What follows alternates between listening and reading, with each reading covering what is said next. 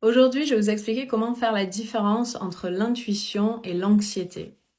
Par exemple, vous êtes dans votre voiture pour aller au travail le matin et là, d'un coup, vous avez une vision de vous en train d'avoir un accident et vous dites « Oh mon Dieu, mais est-ce que c'est mon intuition qui me parle ou est-ce que c'est l'anxiété ?» Et il y a un moyen très simple de faire la différence entre les deux et c'est ce que je vais partager tout de suite.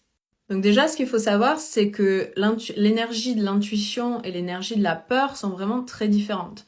L'énergie de la peur, elle va se présenter comme quelque chose d'oppressant, d'obsessionnel, de frénétique, alors que l'énergie de l'intuition, ça va toujours être quelque chose de calme et de serein. Et si vous êtes une personne qui a des tendances anxieuses, c'est possible que vous entendiez constamment la voix de la peur et que vous soyez partiellement déconnecté de votre intuition ou que vous l'ignoriez complètement.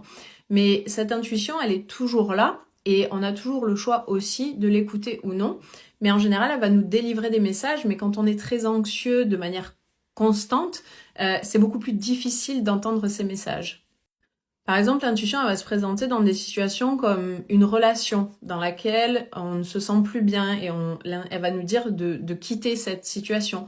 Un job qui nous convient plus, ou par exemple une personne à qui on ne devrait pas accorder notre amitié. On sait au fond de nous que c'est pas forcément, que c'est pas bon pour nous, mais on choisit de ne pas écouter l'intuition. Elle va souvent aussi se présenter dans des situations où, en fait, on sait qu'on devrait faire quelque chose, on a une idée, on a envie de faire quelque chose, mais on se dit, c'est pas logique, ça fait aucun sens d'écouter cette petite voix, et donc on laisse tomber.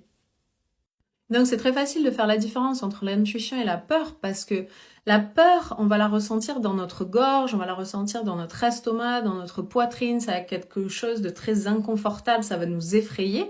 Alors que l'intuition, en général, ça va juste être comme si on nous soufflait un message à l'oreille. Ça va être un message, voilà, très calme, serein, c'est juste un sentiment de certitude intérieure de savoir quelque chose.